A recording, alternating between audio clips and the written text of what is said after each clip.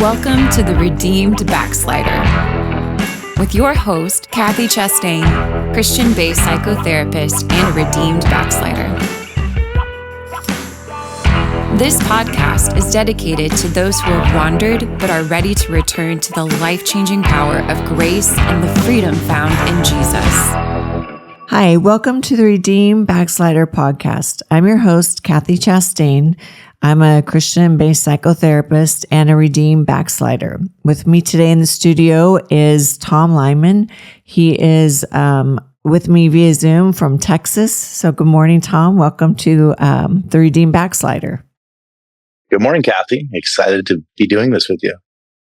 So I was super excited when you reached out after watching Nick Mahaney's podcast. Brother Mahaney's actually going to be coming back for a second one and hopefully coming for our conference here in March of next year. But I was really excited to hear your story of, or wanting to hear a little bit more of your story. And I was really glad that you reached out. So where did you grow up? Did you just grow up your whole life in church? Or did your family come in when you were a little bit older? What was your early life like? Well, I love doing this. It brings up all kinds of good and also sometimes not good memories. But I am blessed to have been brought into the Apostolic Church in 1983. I was 5 years old. My mom had been on a journey to find God, and actually she found him at her house by herself long before she found any sort of an apostolic Pentecostal church. So she's got an amazing testimony, and I'm so thankful for my mom. She's still alive. She just moved actually to Ohio with my sister. But my dad is up in heaven 7 years ago. God took him home with colon cancer, and my dad was a framer all his life, so he's up there framing mansions for us. But my dad was a wonderful man. And so, yes, from 5 years old, 1983, I was raised not only just in church, but in a church school, on the church property, in a tiny little trailer. We had struggled quite a bit financially in the early years, and that's how life would have it sometimes. My parents had gone through bankruptcy, and so very humble beginnings with secondhand clothes and powdered milk from the food bank and all those memories. But I have a wonderful brother and sister, and did have just so many things I'm still grateful for. Tiny church school, about 30 or 40 students. My graduating class was 1995, and it was me and one more person, so graduating class of 2. Wow. Wow. Yeah, and so it's kind of funny. A lot of times people are like, what school did you go to? Or, did you play football or this or that? Or, what sports were you into? And I'll tell them, I had to graduate class of 2. And they're like, what? So it's just my story, and, but yeah, I started working real hard as an early teen, every Saturday, every summer. And so in 1995, I jumped in 110% into construction, which I've done for 30 years. But yeah, how did growing up in a small school such as that affect you? Like when you look back over your story, how did you feel growing up in a small school? Did you want more? Did you look at other kids and wonder what life was like in their world, or were you pretty content because that was all you knew? I would say the latter. Definitely content because that's all I knew. I think in my early to mid-teens, other people started making comments about that. If we were in a public school, we would have sports. And I don't know. I never really got hung up on that. Part of it could have been I was chubby and didn't feel athletic anyhow. Which is funny because now people are like, do you play football, man? You'd be great. I'm a bigger guy and everything, but that comes from carrying lumber for 30 years. But that was my sport. And so I made construction that sport. But no, I didn't have a lot of, desire to do that. Although a lot of my peers did, and they still do. They still make comments about, man, I was so held back. If only I would have gone to public school. But I still go back to my teachers every time I see them and just tell them thank you so much. I mean, they were all volunteer. I mean, they would work 50, 60 hours a week and, maybe get a couple $100 a month. These ladies poured into us, and it was a great school, great pastor, great upbringing. Of course, I was the only family that lived on the church property, so I was there 7 days a week. I mean, it was just, we played outside, basketball on the concrete, and good memories. Good memories. Great schooling, ACE curriculum, where you set your own goals and you write down what you're going to do the next day, and you got to check them off. And so, no, I have nothing but fond memories, and didn't have a pull to regret my life in that sense.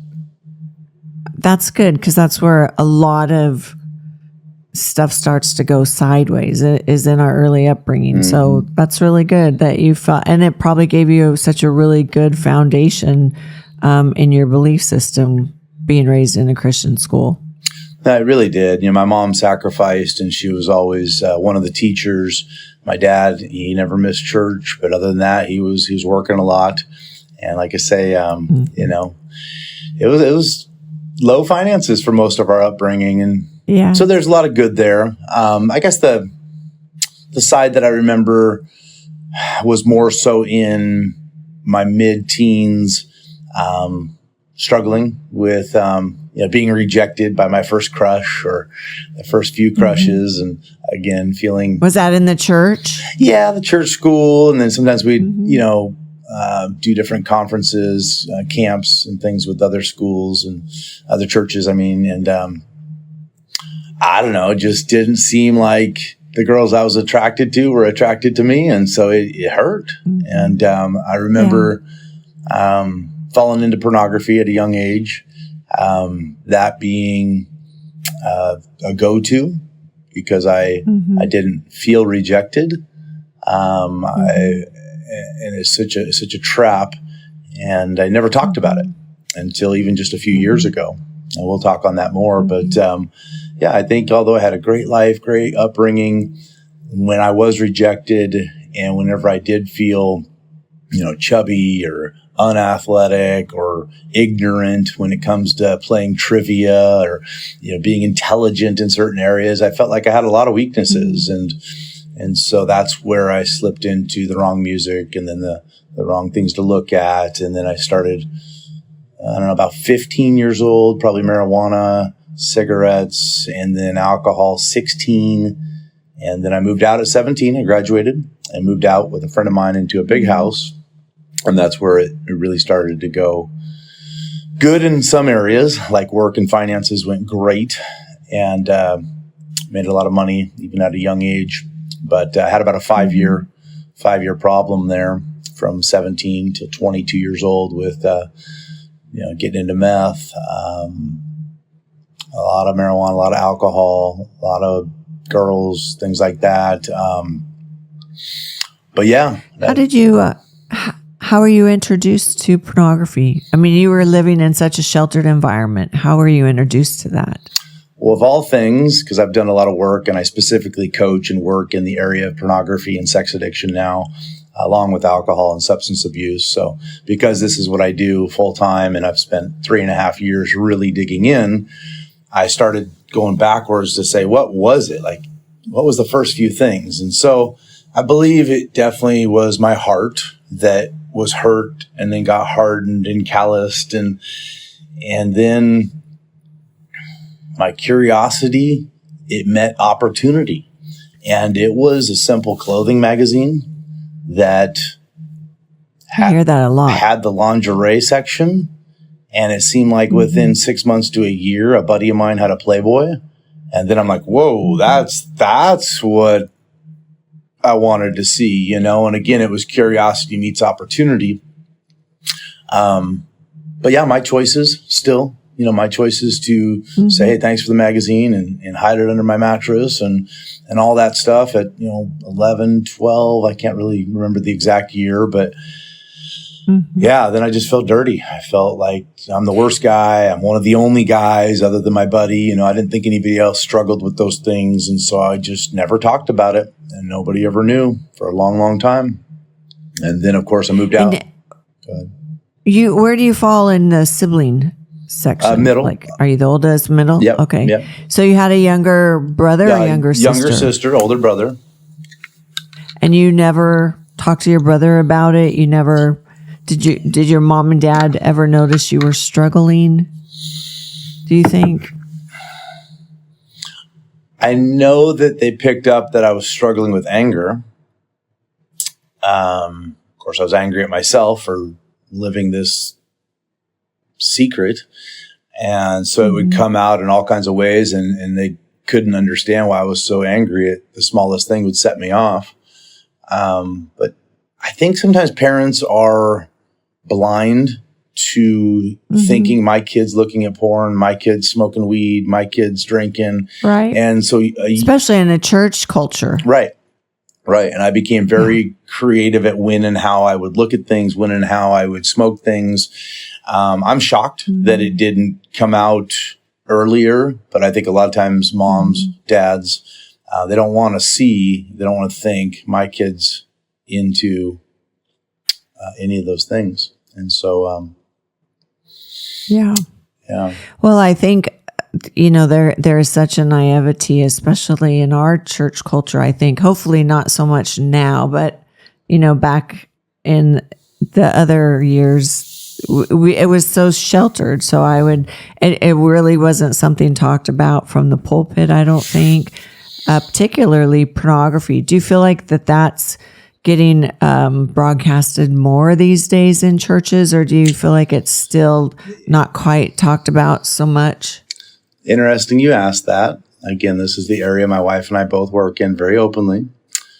We just went to a conference with 36,000 people in Indiana. Wonderful conference last week. And my wife and I stood at the booth that we do at General Conference and NAYC. And it's the porn booth. It's apostolic moral purity. And so I stood there, 3 nights in a row, a couple times during the day, and had some great conversations with people. Also got some funny looks from people. It's still kind of that taboo thing for a lot of people. I've been at so many tables, so many meetings where we talk about cigarettes and alcohol, and people are like, yeah, God delivered me. And yeah, that's, this and that. But you start talking about porn and it just gets real quiet. And that's why my wife and I feel so challenged to step it up even more and say, hey, we'll be that couple that talks openly about it, because it's not being talked about. In answer to your question, it's not being talked about nearly enough at all. I mean, it's rampant. Yeah. And because of these cell phones, that opportunity, remember, curiosity is always there at a young age. It's that the enemy has created, from magazines to television, and now it's on your phone, and people are given their 5-year-old and 6-year-olds full access to the internet. And so I meet a lot of people where it started when they were 5, 6 years old. And it breaks my heart, but this is the enemy. This is the stronghold. This is the thing that people are not talking about nearly enough at all. And I don't agree with it. I think that the freedom comes from talking about it. There could be, as far as the apostolic moral purity we do, there could be 100 more groups like that, and it wouldn't scratch the surface. You're getting me going on my I think that soapbox here, but this is my opinion, is that, a lot of people are saying, and I meet with men all the time, and at first the thought is, I'm not looking at porn because I'm not clicking on a porn site, until they really dive deep and realize you don't need to anymore. It's on Instagram, TikTok, all these other social, Facebook. It's on all these platforms, and it's just rampant how much that it is out there, and they're not addressing the reality that it is still a form of that. And I'm so blunt with it, because it is what led me to the full-blown years and years of adultery and unfaithfulness to my wife, is the root of pornography that was never conquered. Right. And my 84-year-old dad, both my parents moved in with me a couple of years ago. My dad, who's been a Christian my whole entire life, gets the most random things on his phone. And, it drives me crazy, because people who are not even looking for it, asking for it, they're just inundated with it. My son has completely got off X, something he was on for years and years, just because he got off because of the pornography, and which I'm super proud of, but more and more it is such an invasive thing. And, growing up in church, I remember the days when they would preach against television. And I'm like, as a kid, I'm like, what's the matter with, Charlie's Angels, the show that was popular when I was a kid. But now as an adult and we see what's coming across the screens, there is such a need to sort of protect that and guard that, what is coming across our screens, not just TV, but our phones. So I want to ask a question about your booth. I want to be delicate about it, because I'm like you. I want to talk about the hard things, and let's just be real about it, but the apostolic moral purity seems like a very contrasting name for what you're trying to address. And I understand the reason for it, but can you talk about that a little bit? Like, when people first walk up to your booth, are they able to understand what it is you're talking about? Because I think just at first mention, it would be like, okay, I'm going to stay pure until I'm married, from a Christian, godly perspective, which of course is what we want to do. But do you think it's actually addressing, hey, you're a kid, you're a teenager, we know you're living in this world that's just getting worse by the day. If you struggle with porn, come talk to us. Is there any kind of message around what the booth is actually for in terms of marketing or imaging? You know what I'm trying to ask? I believe I don't know if I'm being clear. No, I believe I do. So I sit in a lot of different rooms, a lot of different 12-step programs, from NA meetings, AA meetings, Celebrate Recovery, Genesis Process, Navigate. There's so many good programs out there. When I sit in an AA meeting, I started doing those when I was in rehab 3.5 years ago. It's specifically for alcohol. That's why years later, NA was started, and it's for narcotics and alcohol. So I think with the apostolic moral purity, it's specifically, the mission is to help apostolics that are struggling. Now, sooner than later, I'll be also hosting and starting another group that's open to any Christian, regardless of their depth of understanding of any of it. Just people that are faith-based Christian men striving to be better husbands, fathers, and leaders. And so that'll be a different sort of a room where we're not there to talk about certain things. There could be, like I say, 100 of these with 100 different names, but deep down, I think we're working for the same goal. It's just who is in each room so we don't get sidetracked. I started a group recently, Facebook group. There's about 4,000 members already, and it's just called Christian Addiction Recovery Support. Well, I get to approve or decline what people want to post. And so if they start posting anything political or even things about prophecy or end time, this or that, I just decline that, because that's not what that room is for. I believe, hey, some of them are great posts, but they're just not applicable to that room. And so I think that's where Apostolic Moral Purity's mission is. I didn't start that. Actually, Dr. Daniel Surstad started that years ago. And that's been his goal, is to specifically reach apostolics. On my end, I also will be starting one soon that is to reach any Christian men that want to get in the room and talk. So does that kind of answer?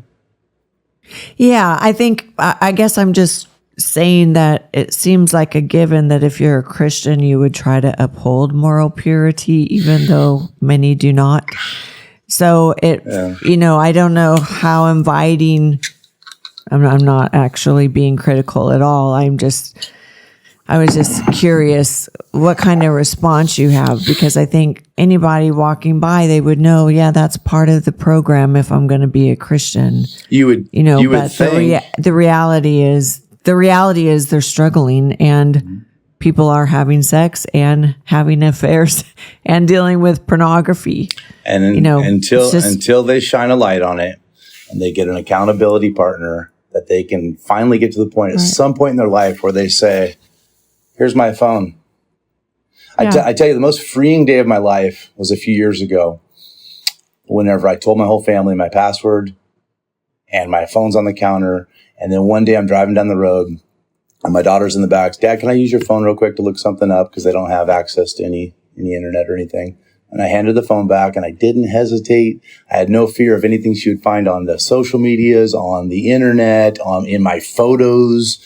And for years, having lived a double life, believe me, that is one of the most freeing things that I have found. So I ask men, do you want to get to the point where you easily, if asked, could hand your phone to your daughter, your wife, your pastor, a friend?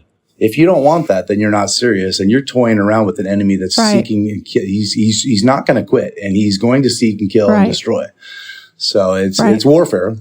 It's spiritual warfare. Right. And, a lot of men, I'm too much for them right now. I love them. I pray for them. But I also tell them, when you're ready to man up, there's a roadmap that works. And good. That's great. Because they do. It does have to be a choice. You have to want it. Just like living for God, you can't come to church just because you're supposed to go to church. Right. You gotta come and have a real relationship with the Lord. Well, and I go back to something as simple as Christian. To be a Christian means Christ-like. What did Christ do? He came humbly, he loved, he served, he forgave. He didn't watch a bunch of TV with a whole bunch of half-dressed people. He didn't listen to music. He went out and ministered to people. And so if you really break it down to simplicity, what does the definition Christian really mean? Does it mean I go to church, I pay my tithes and offering? Does it mean I clap and I sing and I run and I jump? Does it mean I can preach, I can teach? Does it mean any of that? Or does it really mean that I'm living a lifestyle that Jesus showed us when he was here? And I got a long ways to go still. Not saying I've arrived, but we really got to dial in the details of, if I can't report to another brother what I'm eating every day, then I'm going to keep eating ice cream and French fries until my back pain kicks in again. And so same thing in our physical as our spiritual, but even more our spiritual is until I can say, hey, bro, here's my phone, password 0000. Go ahead, use it. That is the moment when we know we've truly got to the point of saying, this is what WWJD means. What would Jesus do? Right. And I tell guys all the time, if you can't control the smartphone, if you just can't, then take a time of your life, whether it's a year or whatever, and get a flip phone. Because it would be better to make it with a flip phone than to not make it because you had to have a smartphone because, you had to have it for work. You had to have it for all this. And I call nonsense. And if it's going to destroy your relationships, if it's going to destroy your soul, if it's going to take all your purpose away and just bring all the shame that it does, then take extreme measures before the enemy takes extreme measures and you're in prison or you lose your life or you lose your marriage, because that's the end game. That's the end goal of the enemy. And I know from personal experience, Right. Yeah. Transparency is so important, but people have to really be okay with themselves to be okay with others. And that is such a process, as I'm sure you will know. So walk me through. So you started with pornography. You moved out when you were 17. What caused you? I would guess, as you said, it was just rejection, wanting more of what you didn't have, wanting something you didn't have. So how did you fall into marijuana and drugs? And did you stop going to church after you began to do those things and move out? Absolutely. I think the marijuana and everything really started, yes, out of curiosity, but really out of numbing the noise in my mind, in my head, in my conscience, in my heart. I knew. So were you having intrusive thoughts, or was it just conviction, or was it condemnation? What was the noise? It was just felt dirty. I'm masturbating and looking at pornography and nobody knows. And yet I'm at church the next day, lifting up hands, worshiping my Lord, going, oh, these two don't go together, Tom. You got to stop. You got to break this. You got to break this habit. And obviously what I've learned in life twice now, I've really fallen away from God 2 major times, which I'll touch on. but I always found that it was either confess or do it again. And so I continued to... That's the truth. Yeah, I continued to think I'm going to confess to my parents or somebody that I could trust, and then I wouldn't for fear of they're not going to love me because I'm so dirty, I'm horrible. And so I went through this for years. Moved out when I was 17. Right away, I had a live-in relationship for 5 years with a girl there, which then I thought, well, I won't need pornography, right? Well, that wasn't true. I continued both. So... at 22 years old, I remember writing down all the things I needed to do in my life and just stressed and pressure and all that. And all of a sudden, the pen jumped up to the top of the paper, it seemed, my hand did. And I wrote, I need God in my life, just really big, bold letters. And I was just crying. I called my dad and mom. I'm like, can I move home? And they're like, absolutely. You got a small spot in the garage. You have to build out a couple walls and you can put a heater in there and stay in the garage. But we'd like you to go back to church because I hadn't gone in like 5 years. And I said, well, that's the biggest reason I want to. I need some change to shake up my life, to get out of these habits and these ruts. I came back to God when I was 22, still smoking a couple packs of cigarettes a day, still dealing with the other things. And it took a few months or so of really surrender from different things. Some fell off easy and God delivered me instantly. Some were very difficult. Cigarettes was probably the hardest. And so I felt like at 22, 23, everything was taken away from me in those. I just felt so free and just victorious. Backing up so I don't forget. The other reason besides a hard heart that I got into these things was lack of purpose. And I want to emphasize that to anybody that watches this. When a man lacks purpose, he seeks to and he will fill his day with pleasure and comfort. And there is so many thousands of options everywhere around us to find pleasure and to find comfort. So if you're filling your day with that, like I did for many years, it's because lack of purpose. Now that I've got purpose, I know who I am, I know why I'm here. Those things are not they're not a temptation. And so I might touch on that later again, but lacked purpose, had a hard heart, got into those things. God delivered me when I was 22. And I was on fire for God. You know, for a couple of years there, it was just me living in a trailer at my parents' property.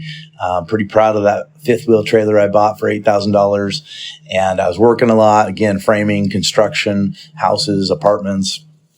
And then one of the other highlights in my life besides God is I told God in January 1st, wrote down my New Year's resolutions, that if I took a trip at all, vacation that year, it would be to go to a church conference. A couple months later, two of my buddies are like, hey, you ever heard of Because of the Times? So we went down to that and had a couple more days to go by and see my sister in Texas at a conference her and her husband were hosting. And was at the conference, just feeling a huge burden for souls. You know, my purpose was clarified because of the times that I was called to be a youth leader. I was called to impact others, had a huge burden for prodigals. And I remember being at the altar, just having names of people just flow through my head that just a burden, like crying out for them. And then altar calls getting over there and looked up and I catch eyes with this piano player and I'm like, whoa, that's awesome. Like she's way out of my league, but that was cool. We kind of caught eyes, you know? And so a couple nights later, I finally got the courage, ran out to the parking lot. I saw her about to get back on the bus to go back to Bible college and said, hi, my name's Tom. If I don't meet you, I'll kick myself the rest of my life. And we talked for 5 minutes. We got dated for 5 months, got engaged, and got married a year later. So brief introduction there to my wife, Lana. She is a woman of God. She's from Mississippi originally. And so 2003, we got married. And what a special time in my life. I have audio recordings. I have journals of all my thoughts with not just her and I's relationship, but with me and God. Me and God were at a good spot. There was intimacy there. I just thought, this is it. Like, I have met the woman of my dreams. I've been called to be a youth pastor. And a couple months after we get married, I get asked to be the youth pastor. I didn't ask. I didn't bring it up, but I got asked to. And so through all this, Kathy, what I'm also getting to again is in my mind, I also thought, I'm never going to fall. again. I'm never going to struggle with cigarettes, alcohol, drugs, or pornography. And so she has always been a music director, went to Bible college for 3 years for that. And so she's jumping right into music. I'm jumping right in with her on youth pastoring. And it's work and ministry and work and ministry, and it's going great. I can't remember exactly when, but it wasn't long into our marriage that I open up and I find a way to access it on my laptop, and I'm back into this habit addiction. And this time I know how important it is definitely not to let anybody know, because it would break my wife's heart. And again, she's just a wonderful lady. There's never a time I want her to know. However, I think just a year and a half into our marriage, the laptop doesn't work. And so we took it in to get it fixed. And she finds out that that's why it doesn't work, is because I'd been looking at websites, and I break my wife's heart. Yeah. Did she know about your history? She knew that I had done drugs. Absolutely. She knew that I had lived with a girl for 5 years. Yeah, I'd poured out everything, except the depth or the details of the pornography. Looking back on it, I don't think I really got into that. Probably protecting this possibility that I would want to dabble with it. I'll come back to your wife in a minute. What was the source of anger that you had as a kid? That I was not living the life that I knew I should, which I do a lot on anger management now. And I'm sure people can speak on this better than I can. But in brief, my values are here. My behaviors are here. Right? I value honesty. I value loyalty. But I'm not being honest with everybody and not even being honest with myself. Well, that line is slanted, and that's my attitude, right? So when I value honesty and I'm honest, and I'm good. Attitude's chill. I don't have road rage. I'm good. No big deal. I don't lash out at people because my behaviors match my values. But for a lot of times, most of my life, it was slanted. I was not living up to what I was holding others to accountable for, and saying, you have to be honest with me, but I wasn't being honest with others. And so I wasn't being honest with myself by admitting that I had a struggle I couldn't beat. So I was still trying to understand the anger. I would think that would create condemnation. So do you think that the anger was just, I'm trying to think of the right word. Because I would think that you would have a lot of condemnation by living a double life, by living something, that was not authentic to you. But the anger was manifested to others outside of you, or do you think it was towards yourself? Were you angry at yourself or angry at others?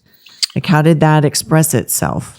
So what I've found is when I'm angry at myself and don't want to admit it, that's a big part of why I'm angry at others. So let's just talk fitness again. Almost like a bullying tactic, kind of. I don't want you to see, I'm going to push you away. Bullies act like that quite a bit. Right. So when I've been 300 pounds and none of my clothes fit and my back hurts all the time, I have a couple choices. I can really man up and say, Tom, you're eating ice cream, French fries, potato chips, and pizza, and this is the cause. Or I can say, well, it's because I have to work so much and my life is so busy and my wife doesn't pack me a lunch and right? I can point out or lead, or I can own up and say, I chose to put that in my mouth. I chose to look at that screen through my eyes and see pornography.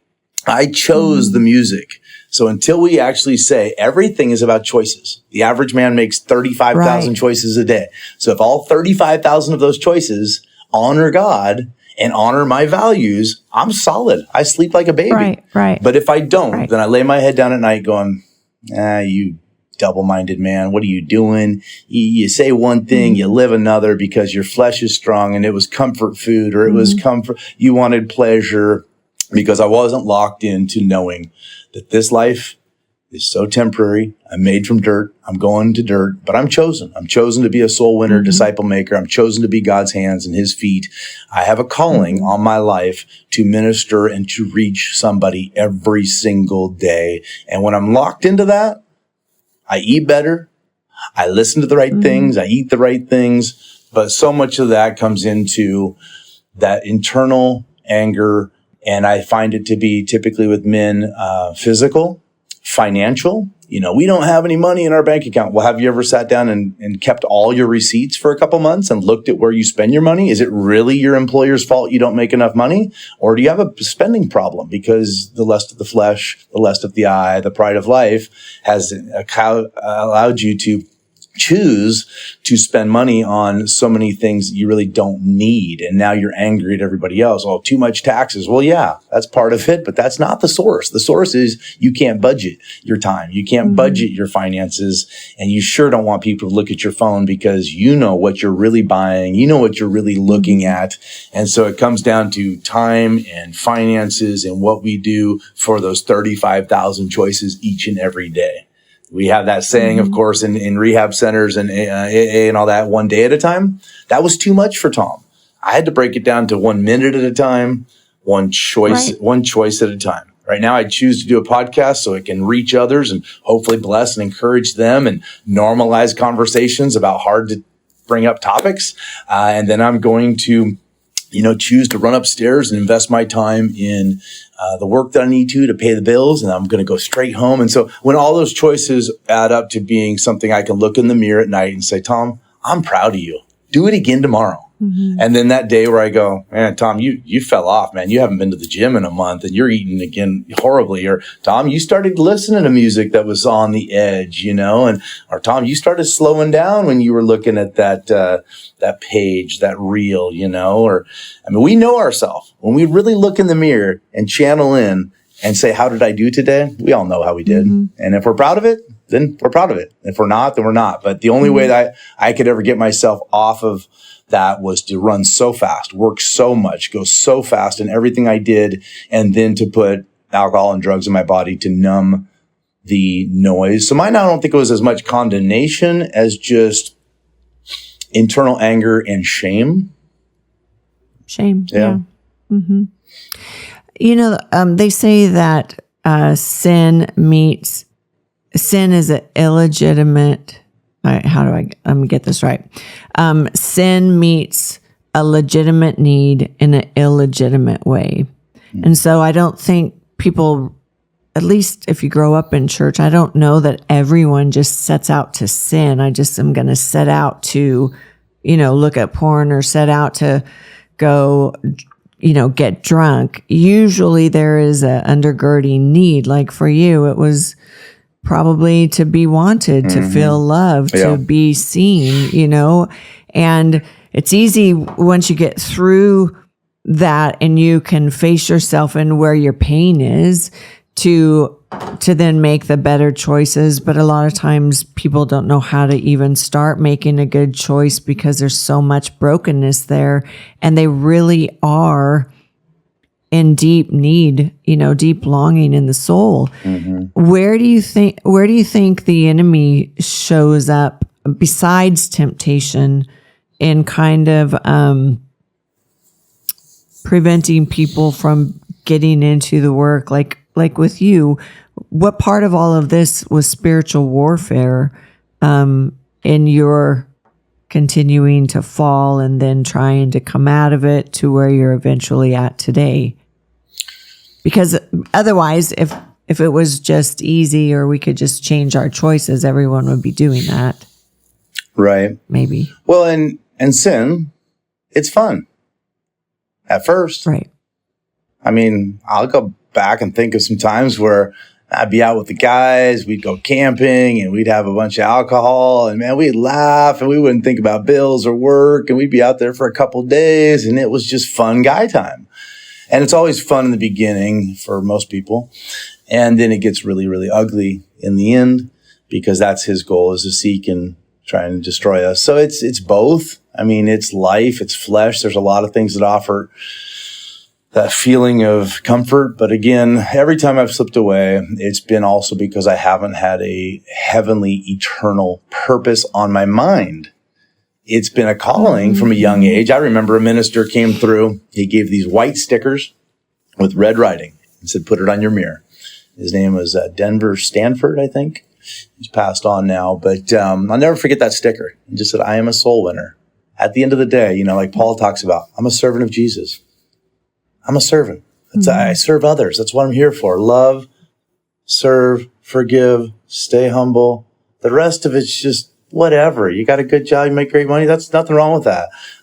As long as you don't detour and start to think about, oh, this is so important. This life on earth is what it's all about, and that's what the world programs us to do, even in finances. As a provider for my family, and there's a brainwashing that happens, like 401k, and what are you going to do? And and you got to have this, and you need this. And it's like, do I really?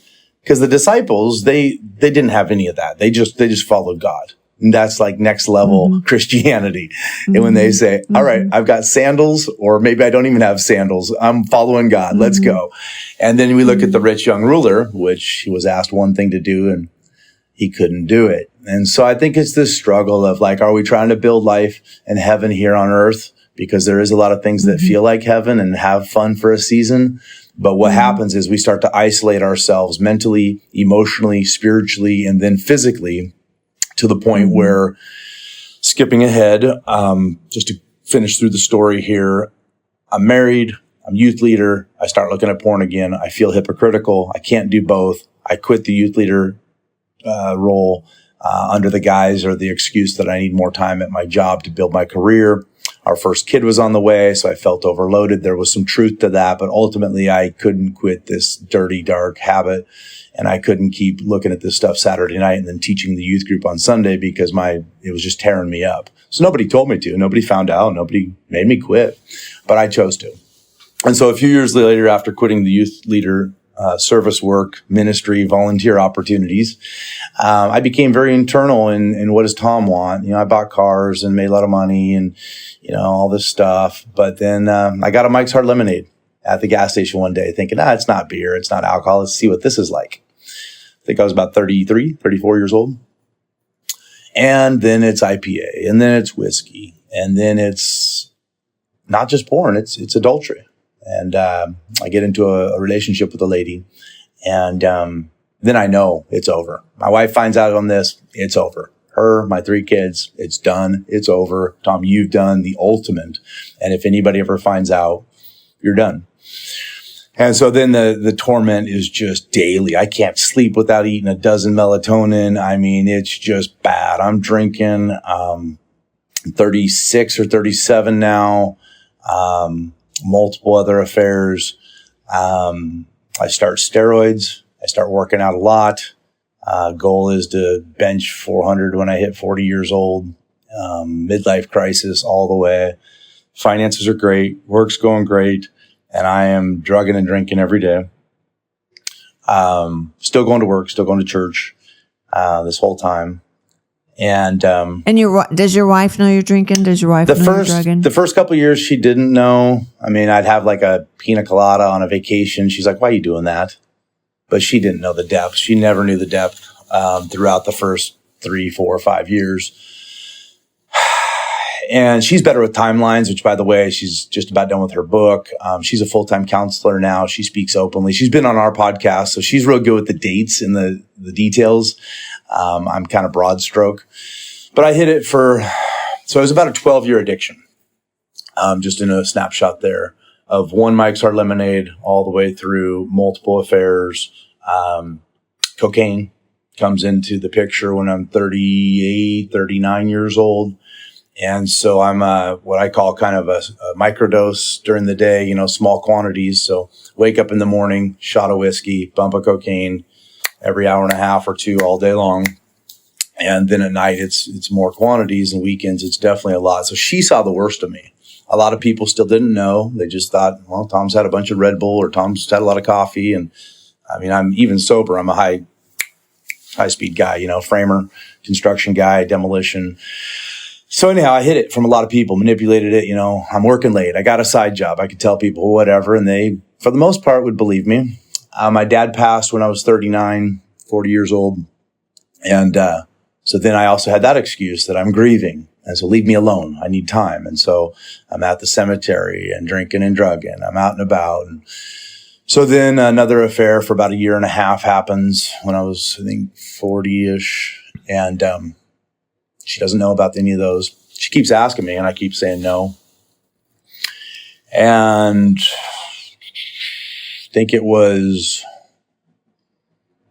probably 41, I think, is when I told her everything. And I thought for sure she was going to leave. We immediately, her first answer was, when I told her, was call pastor. And I'm so thankful she did, even though at the moment I was like, no way. But we went straight to their house, and I told them what was going on for a couple hours. And then they immediately put us in touch with the counselor, which, if I got into all the details, we'd be here a couple hours, but it was not easy. It was not good. There was lots of moments I thought, there's no way she's staying. There's no way she's going to stay now that she knows these things about me. And we continued to go through that. I went to rehab for 30 days, and she was hopeful that the real Tom was going to come back into the picture. The Tom she met. Remember when she met me, none of that was going on. And I came back and relapsed again. And the turning point in my life was Thanksgiving of 2021. Got home, started walking towards the house, heard a lot of laughter inside. There was family over there playing games, Thanksgiving afternoon, evening. And so I sat in the backyard, at first thinking I'll sober up in a couple hours or an hour or so and I'll go in. But then I just kept doing more drugs and drinking while I sat there in the dark outside, kind of under this tree, hearing them the whole time. And I remember the spiritual warfare at that moment was extremely loud. Like I felt like I was going to die that week somehow. Drunk driving, overdose, my own choice. Mm-hmm. I didn't see any hope. And I knew if she found out again the depth of it, she's not going to stay this time. The year or two prior, we'd made it through it all, and I did the rehab and thought for sure. But there's a point where she's going to leave. And if she leaves, I really don't want to live. So that happens. I'm up for 2 or 3 nights in a row, just tormented. And I'll never forget the moment I'm outside. She walks up to me right by the garage door, and she says, "We need to talk." And this is 20 years into our marriage, or 19 years into our marriage. And she says, "Tom, I tried, but we're leaving. And I wish it wasn't this way. I love the real you. This isn't you. And I'm done."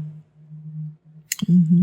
And for the first time in 19 years of marriage, I knew, like, it's over. She's not joking. She's not messing around. And so basically she wouldn't let me in the house. She wouldn't let me see my kids.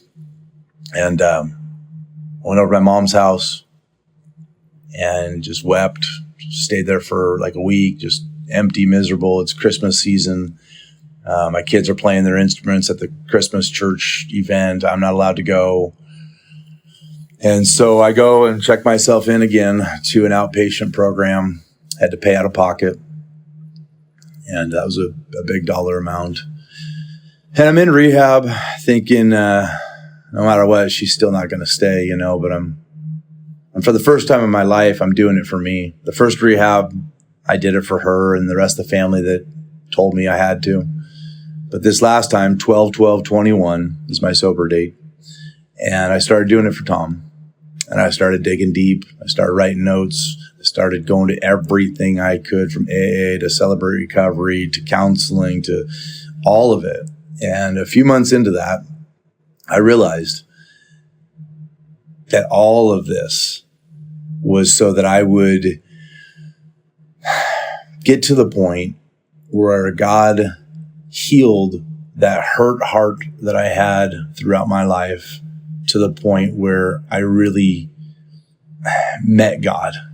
I've known of God all my life, but you see, all those years, I never made it personal. He was never God, my Father. He was just God, the Father. He wasn't God, my comforter. He was the comforter. And so through all this rehab and all these classes, I just continued to go, what's this all about? What's going on? And I've got stacks of notes and hundreds of books now, but I have finally found my purpose, and that's what's really given me the victory. God's given me some revelations throughout the journey here on the broken pieces. You know, all those choices I made caused a lot of broken pieces. But now that I've allowed him to truly have the only thing he ever wanted, my heart, right? We've all seen that meme probably where God's standing there and the other stick figure is holding the heart, saying, it's all I have. And I was so broken that I remember times just sitting there in the bushes, just sitting there outside, just weeping. And I'd picture, this was before I got clean, but I'd picture the Bible, a bottle of whiskey, and a gun, and think, which one am I going to grab? Which one am I going to grab? And I know the one that's going to help. I know the one that's going to fix it. But for 12 years of my life, I grabbed the bottle. Thank God I didn't grab the gun. But there was a lot of internal anger because of those choices. I had the American dream, you know, owned a lot of things, a lot of stuff. Business was great, but I was miserable and empty at the same time. And so that's bringing us up to speed here, almost getting close to 4 years. My wife's now, like I said, a counselor.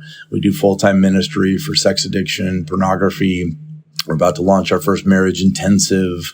I moved across the country to get full-time into doing this and reaching others and sharing things about what I found in the Word of God. As you know, we all talk about it a lot, Revelation 12:11, how they overcome.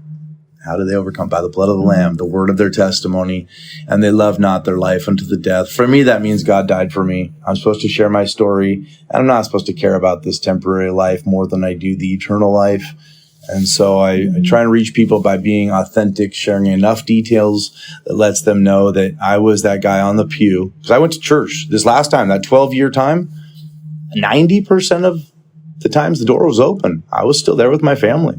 And most people didn't know. So there's a lot of, functional addicts. Again, I'm shocked. Actually, I did better in business back then than I am now, which is very sad. But financially, I was doing great then. Now I'm struggling. But ultimately, what do we want? We want peace. We want joy. We want purpose. We want to sleep at night with a clear conscience. And each man, when you look in the mirror, you will always know how you're really doing if you want to. But if you want to numb that, and if you want to run from it, there's lots of options to numb the calling, the deep down calling that God says, I made you for more. There is a huge calling for your life. And most of the people I'm around now, and we do this often, is we recognize that our purpose actually came from the most painful, embarrassing mess, right? I could sit here and only talk about cigarettes and alcohol if I wanted to, or I could do like I did and start deep with music, pornography, sex addiction, right? And so each person, I encourage them to find the healing they need. I call that recovery, of course, but there's a program I teach. It's recovery, discovery, action, and purpose. And in brief, and I'll pass it back to you, there's a period of time we need to put our own oxygen mask on, and we really need to do some deep dive in either a rehab, 12-step, counseling, coaching, all of it. But usually when we desire that more than anything, God will give us these unique thoughts. Write that song, keep a journal because you're going to write a book, talk about it, tell somebody, right? He'll tell us what to do. The hardest part is acting, because at first when we start acting and we do get bold, there are people in our circle, it's sad, but a lot of times in our own community that we grew up with, sometimes our own family, that will try to tone us down and say, hey, shh, don't talk about that, for sake of reputation or family name or other things. People are sometimes wanting to tame down our testimony. And I speak against that in Jesus' name. I would say ramp it up, folks. Don't tame it down. Share your story from the rooftops. Life is short. You don't like me, that's fine. It's not about me anyhow, but I do know it's working, and I'm able to reach and touch a lot of men because I care more about finding the Tom I used to be than what anybody else thinks about me. I know what God thinks about me, and he tells me to ramp it up. So with that, it's just, recovery, discovery, action equals purpose. Everybody that starts a nonprofit, they do it because they had some pain, whether it was cancer, leukemia, addiction. Anybody that's founded and runs a nonprofit is because pain happened in their life, and they decided, instead of sweeping it under the rug or putting it in the closet, that that's actually what they're going to do full time. So the calling is great. The harvest is ripe, the laborers are few, but what's your story, sir? What's your story, ma'am? And I would ask you to dive deep and realize that God actually wants you to be very bold with talking. It's embarrassing sometimes, being that guy standing at that booth and people are walking by like, hey, but it's worth it. It's worth it. A lot of people who grow up in church are told that they have a calling. I mean, you get called out from a evangelist, from a prophet that comes through, from somebody that tells you, hey, you're meant to be a preacher. Hey, you're meant to do this, but walking into that is a very different thing. Right. So at what point did those words become revelatory? Because I think one thing about all of us growing up in church, we know how to Christian well. I know how to clean up the outside. I know how to do church. I know how to go to the altar. I know how to raise my hands in worship. I know how to say all the right things. I know what scriptures I need to quote. I know how to do it. I know how to play the game. But at what point does that authenticity show up to where, with purpose, without purpose, God, I love you because of what you've done for me and in me and through me? Like, when did that change for you? Whenever I started seeking God's confirmation instead of people, I don't get very many, and I don't want any, by the way, attaboys from humans on this temporary earth. What I want is, when I look in the mirror at night, to say, Tom, that guy you met at Home Depot, good job. That waiter at the restaurant that you gave your phone number to and you asked about his life and there was a connection there and you're going to meet again, good job. So I deal a lot with people in public. I do it mostly when I'm by myself, like I say, Home Depot, Target, restaurants. I'll do it when my family's with me or anybody else too, but closed mouths don't get fed. That's the thing, folks. Closed mouths don't get fed. So what's your story and how are you sharing it? And if you go a week or two or three and all you do is certain ministries on a Sunday or a Wednesday, but all week long, you're not reaching or talking to anybody, then are we just getting our reward here on heaven? Like, oh, they're a great preacher. They're a great singer. They're so great at what they do on a Sunday or a Wednesday night. Again, we need everybody in all different ways, but most ministry is not done on a Wednesday and a Sunday. Right. Facts. What did you discover about yourself in the last 4 years? About your relapse, about the 12 years of sitting on the pew? What did you discover that you didn't know before? That I was searching for validation and identity from others on this earth. Dad, mom, brother, sister, wife, pastor. I wanted to have those words of affirmation. I wanted to hear them. And I wasn't having quiet time outside. So now what I do a lot is I grab this, I put it right here, and I bawl my eyes out, and I take a nap, and I read it, and I journal. All of my confirmation, all of my calling. Now, the word of God preached, amen. Let me say we are saved by the preaching of the word. That is a large part of it, yes. But the revelations that I remember more than any are the ones that I've had on a park bench at a cemetery by myself with nobody else around, or sitting by the river with a journal and a Bible and nobody else around. Those are those are customized, detailed ones that nobody can take away from me. I'll tell you the one at the cemetery real quick. My dad, like I say, lost him 7 years ago. So I've been there a couple hundred times. And I was there about 2 years ago with my Bible, a cup of coffee, and a journal. And I said, God, I'm ready for you to tell me who my new dad is. I need a mentor. I need a man in my life. And I'm thinking everybody. I'm thinking Nick Mahaney, which, by the way, I love you, brother. He is a huge voice in my life, a huge part of my freedom and victory. Dr. Daniel Surstad, Pastor Andrew Seagraves, all these men, thank you so much. You've been a huge part of this.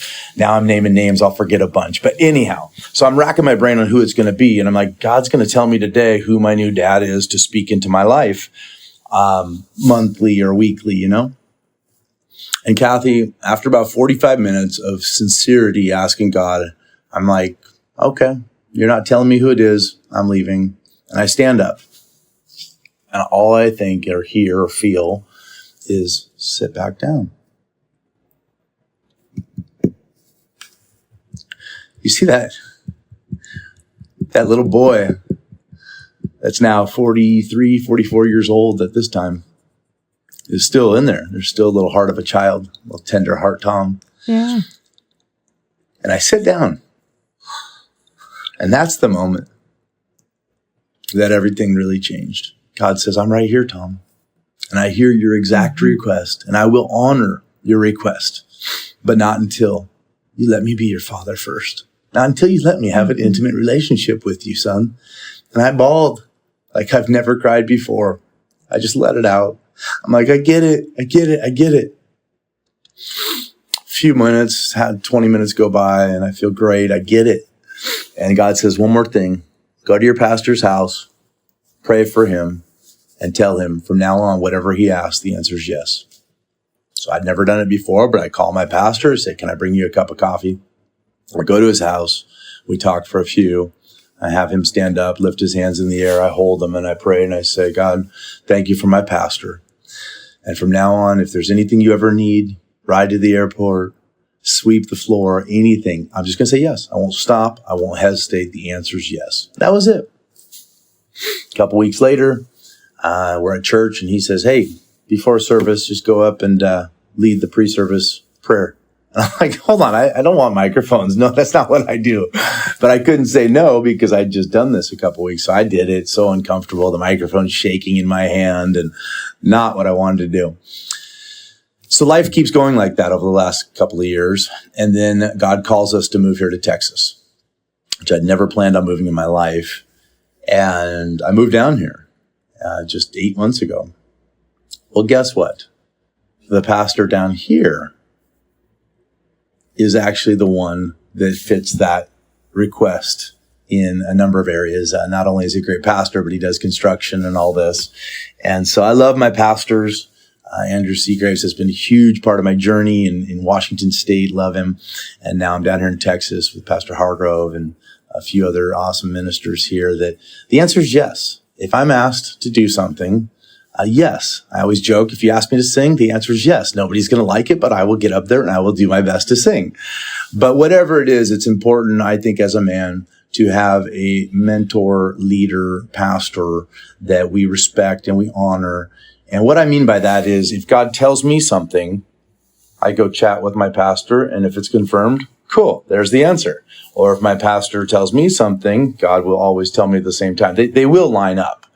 And I know this because when I came to visit Texas for a day and God called my wife and I and my family to move here, I told God, I said, you saved my life. You've saved my marriage. I've been telling you, whatever you want, I'll do it. If this means my company goes under, if this means I lose it all, but this is your call. This is the will of God. This is my Nineveh. This is what you want, then I will do it. But I wrote in my journal, you will need to tell my pastor and my kids. I mean, I'll mention the idea that I feel called, but I'm never going to move if my pastor in Washington State says anything other than do it. So we tell our pastor, he's like, whoa, I never knew that. And I'm like, we didn't either. And we meet with him a few weeks later and he says, guess what? God told me loud and clear. And so whatever you need, you have my blessing, my support. You're supposed to do this. And I'm like, no, I wanted to stay in Washington. And so we tell our kids, we bring them down here and they say the same thing. So it's beautiful now that I'm not the one controlling everything. And as a man, I did for most of my life. I controlled the narrative. I want more money. I make more money. I know how to do it. I want to do this. I want to do that, whatever I do. And I'm holding that steering wheel. And so now it's beautiful to know that I don't have to stress and think about those things. But a lot of times it's, what I ask men is, do you have a pastor? Do you have a mentor? Do you have somebody that you would talk to before you make major decisions in life, or are you your own voice? And that's dangerous. What voices are we listening to? But I encourage people to ask God those questions. Who's my father? Who's my mentor? Who's my pastor? And really lock in and commit to that, because it's opened up so many doors. It's completely turned our life upside down. Don't know how much more time we have, but I could bring you up to speed on what we're currently doing, or tell you a little bit more about that. Yeah, go right ahead. So I wanted to get into more nitty gritty about your story, but that's okay. We'll finish up with and this. I don't know your time restraints on this. I mean, I'm good. I got plenty of time, but. Yeah, no, go ahead. You can tell us what you're doing now. So with this, the hardest thing too was telling my kids, right? Other than telling my wife, right? So I told you about that. Confessing my faults to God, to myself, and to someone I trust.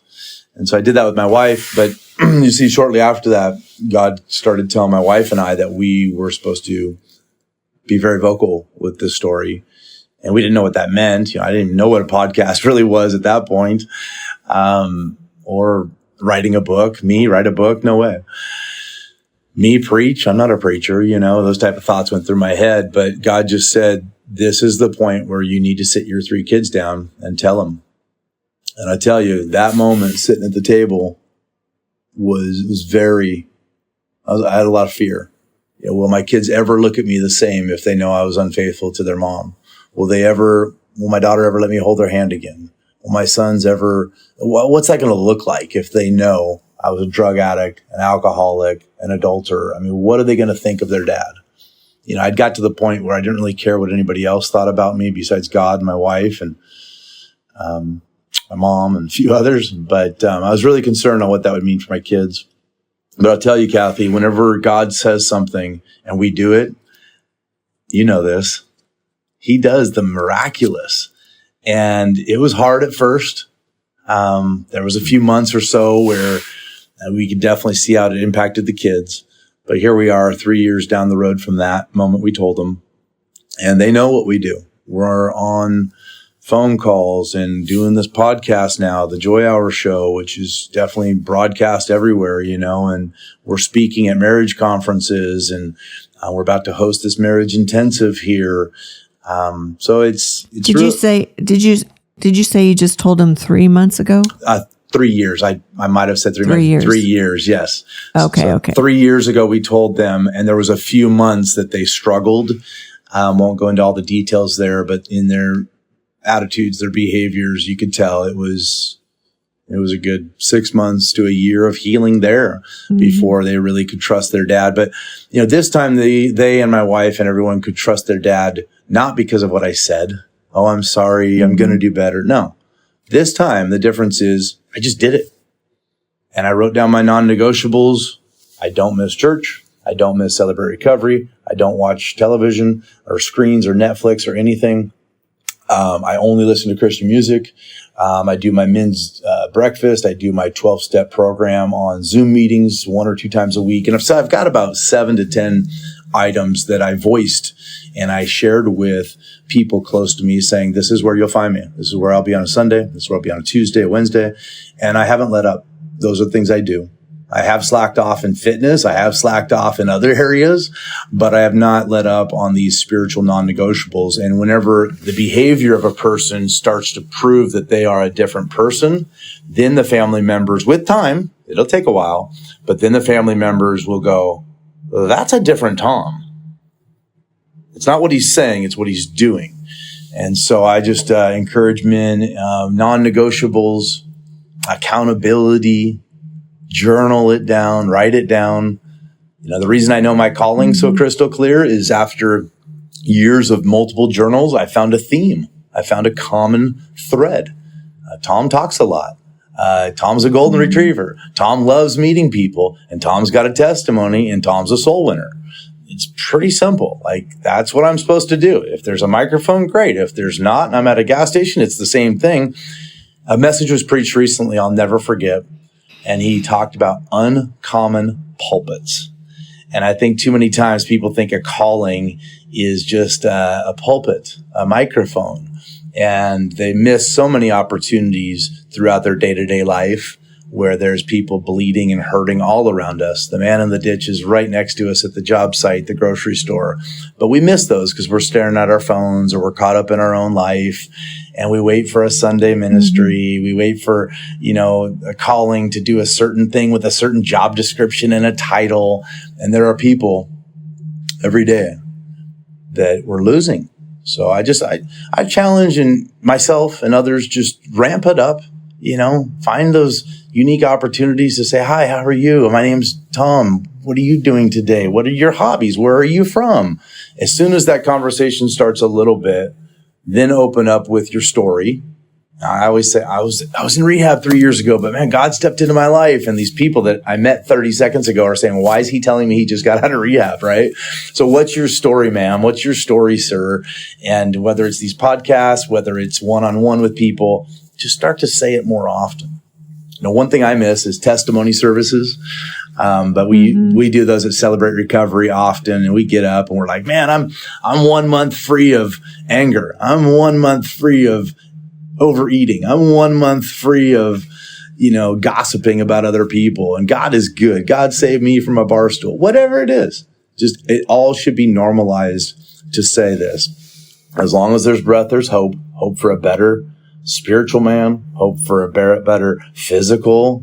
I mean, all of it. But if we just are passive and complacent and apathetic, and we're like, oh yeah, I don't know, man, I spend 8 hours a day on my phone, but I don't know why I don't have a purpose in this world.